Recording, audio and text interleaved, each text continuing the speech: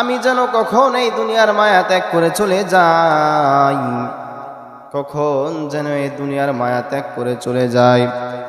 বাদশা তুমি একটা কাজ করো। বাদশাহ ডাক দিয়ে বললেন, আমি কি কাজ করব বলেন। বাদশাকে ডাক দিয়ে বললেন, ওরে বাদশাহ, আমাকে একটা ছোট বালক দাও, আমি তাকে আমার যত জাদুবিদ্যা যা আছে, যা কুকর্ম আছে আমি শিক্ষা দেব। ছেলেটা হতে হবে অনেক ব্রেনিয়ান, মাথার ব্রেন যদি অনেক যাতে ভালো হয়। মুসলমান বাবাজিরা রে আমার সামনে মুরব্বী বাবারা বসা, খুব খেয়াল করে শুনবেন বাবারা। সে যুবককে দেয়া হলো, সে যুবক যায় জাদু শিখার জন্য, সেই জাদুকরের কাছে যায়।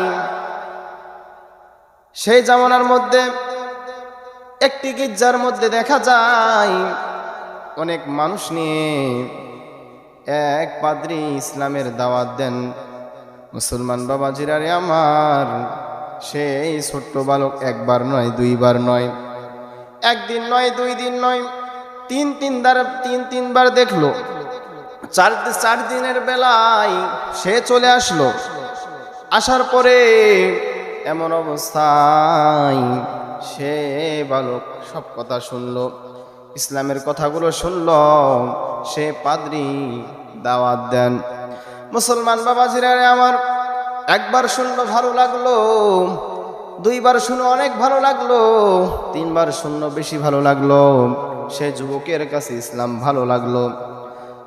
সে পাদ্রীকে ডাক দিয়ে বললেন, হুজুর, আপনি আমাকে ইসলাম ধর্ম শিক্ষা দিন।